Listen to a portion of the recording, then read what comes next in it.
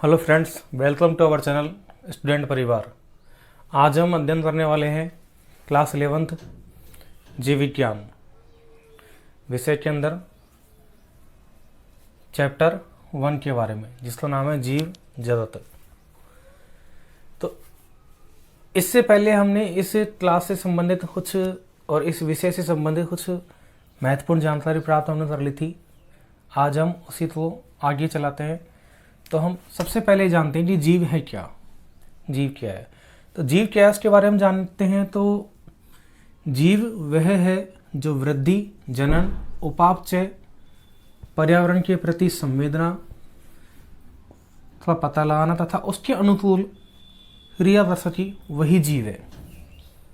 क्या जाना हमने कि जीव वह है जो वृद्धि करे, जन्म करता हो, जिसके अंतर्गत उपापचय क्रियाएं होती हों, पर्यावरण के प्रति संवेदना का पता लगा सके तथा उसके अनुकूल क्रिया भी कर सके, वही क्या है, जीव। अब वृद्धि, जनन, उपापचय, इनके बारे में हम विस्तार से आगे जानेंगे। उसके बाद में हमारे ये प्रश्न आता है कि जीव कहाँ पाया जाता है।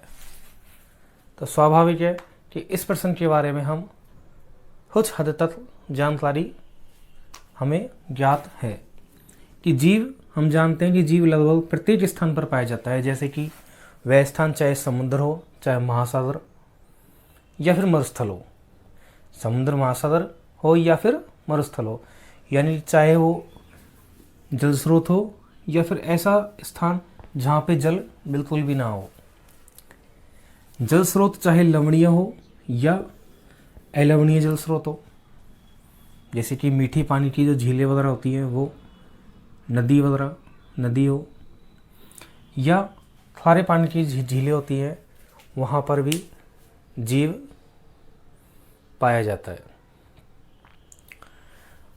अब बात आती है कि वृद्धि, जनन, उपापचय जो आदि ये लक्षण हमें पढ़े कि जिनसे हमें मालूम चल रहा है कि इससे हम जीव के बारे में पता कर सकते हैं कि ये जीव है या जीव नहीं है।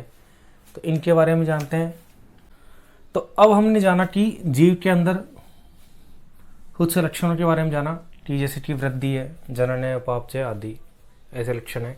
तो उसके बारे में थोड़ा सा जानने का प्रयास करते हैं कि लक्षण के बारे में कैसे क्या है। तो जैसे कि पहला जो लक्षण हमने जाना, वृद्धि के बारे में। अब जो वृद्धि जो लक्षण है, ये वृद्धि 3 तरह से हो सकती है। जैसे कि उसके आकार में वृद्धि हो, या उसके भार में वृद्धि, या संख्या में वृद्धि। तीनों तरह से वृद्धि हो सकती है। और हमने क्या जाना कि सजीव के अंदर एक लक्षण ये पाया जाता है कि वह वृद्धि करता है, चाहे वो वृद्धि आकार में हो, चाहे भार में हो, चाहे संख्या में हो। अब आप बच्चों के दिमाग में एक प्रश्न आना स्वाभाविक है कि आकार में सर वृद्धि तो निर्जीव की भी हो सकती है, यानी कि जैसे कोई पर्वत, पठार वगैरह कुछ है तो उसके आकार में वृद्धि हो सकती है, कमी हो सकती है, भार में भी उसकी वृद्धि हो सकती है, और संख्या में भी। जैसे कि कोई निर्जीव चीज़ है, जैसे कि ये मार्कर है, तो इसको जैसे कि अब 2 हो गई या फिर कुछ भी है, वो टूट करके या फिर किसी तरह से वो संख्या में वृद्धि हो सकती है उसकी। इसको एक चीज़ अगर तोड़ दिया जाए तो 1 से वो 2 हो जाए, तो संख्या में वृद्धि हो गई। 1 थी पहले, अब 2 हो गई। तो संख्या में वृद्धि निर्जीव में भी हो रही है, और भार में वृद्धि भी दिखाई दे रही है, और आकार में भी उसकी वृद्धि हो सकती है। तो फिर हम कैसे जाने कि ये जीव है या निर्जीव है? ठीक है, तो ये कोई ऐसा लक्षण नज़र नहीं आया हमें कि ये सजीव में ही, जीव में ही पाया जाता है। तो इस समस्या के कारण हम कुछ इस प्रकार के लक्षणों का अध्ययन करते हैं कि जो केवल विशिष्ट रूप से जीव में पाए जाए। बात आती है वृद्धि की, कि वृद्धि सजीव में, निर्जीव में दोनों मिल रही है। तो क्या है कि सजीव में और निर्जीव में दोनों में पाई जा रही है। ठीक है,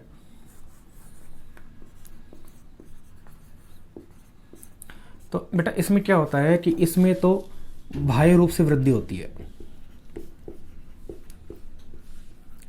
बाह्य रूप से, जैसे कि कोई वस्तु है तो उसमें वृद्धि होगी, आकार में भार में वृद्धि होगी, तो जो भारी जो सतह होती है उसमें पदार्थों की जो संवरण होता है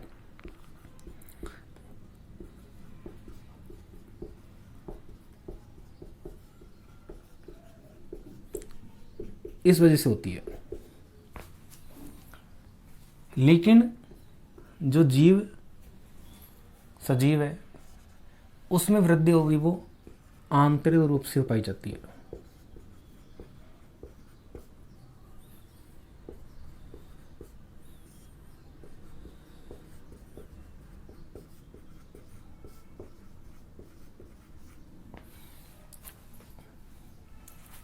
क्या जाना हमने वृद्धि के बारे में, कि वृद्धि दोनों में हो रही है, सजीव में भी हो रही है और निर्जीव में भी हो रही है। तो अब ये मालूम चला हमें कि इसमें आंतरिक रूप से हो रही है और इसमें बाह्य रूप से हो रही है। आंतरिक रूप से किस वजह से होती है वो जानते हैं कि जो सजीव होता है वो एक कोशिकीय या बहुकोशिकीय इस प्रकार का पाया जाता है। ठीक है बेटा, तो एक कोशिकीय बहुकोशिकीय होने पर सजीव में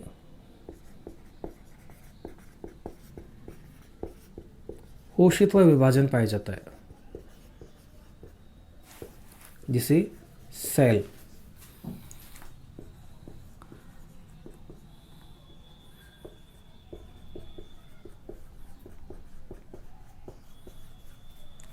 इस वजह से क्या होता है कि सजीव में वृद्धि हो पाती है। किस वजह से?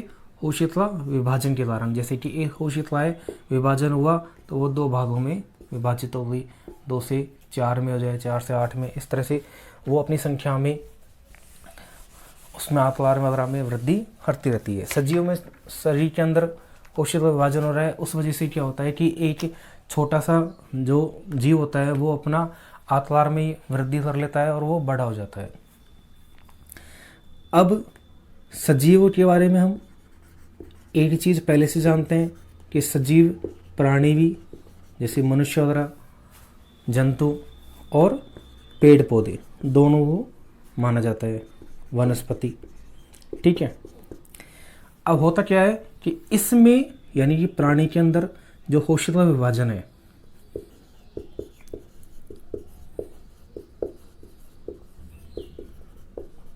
एक निश्चित आयु तक होता है, जबकि पेड़ पौधे अर्थात वनस्पति में ये जीवन पर्यंत चलता रहता है, यानी जब तक उसका अस्तित्व है वो कोशिका विभाजन होता रहेगा। ऐसा क्या होता है कि इसमें कि जो कोशिकाएं विलुप्त हो गई हैं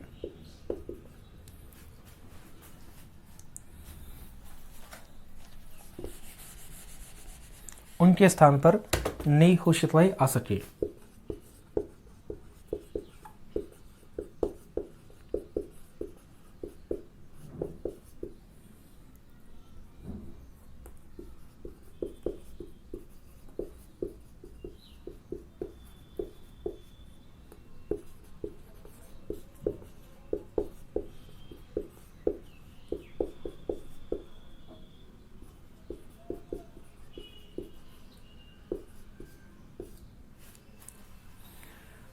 ठीक है बेटा।